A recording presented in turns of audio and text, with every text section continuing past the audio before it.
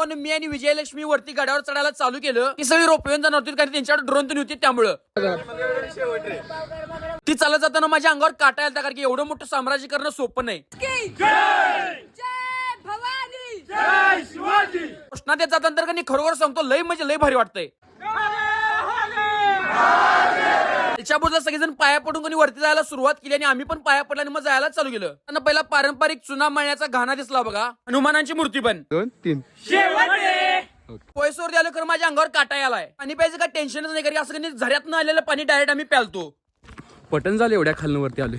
कोण मोठं नाही कोण लहान नाही फक्त एक डोक्यात की शिवराज्याभिषेक सोहळ्याला जायचं आपल्याला. आता ड्रोन शॉट बघा तुम्ही कसं दिसाले व्ह्यू बघा नुसता कसला खतरनाक आहे. ते गेले तेवढं काय विजयलक्ष्मीला ताण लागले त्यामुळे ती पण पाणी भरून घेतली झऱ्यातलं. मग मी पण पिवा म्हटलं खरोखर सांगतो बिस्लरीपेक्षा खतरनाक पाणी आहे. आज आम्ही चालत काय गेलो तर तिथं चालल्याशिवाय फीलच येणार नाही ना आपल्याला त्यामुळेच गेलतो. ह्या व्हिडिओ मध्ये तुम्हाला काय दिसेल सांगा मला कमेंट करून लगेच. माझी फॅन्स तर एवढी गाठ पडाल त्यांनी खरोखर लई भारी मनापासून वाटलं आपण एवढी रिस्पेक्ट कमवल्या सगळ्यांच्याकडनं. आता कोल्हापूरचा त्यांनी तोप घेऊन आलती त्यांनी यामध्ये काही दारू व्यवस्थित भरून घेतली त्यानं ह्याला व्यवस्थित खाचून घेतली बघा. नंतर विजयलक्ष्मीने सोडवली आहे.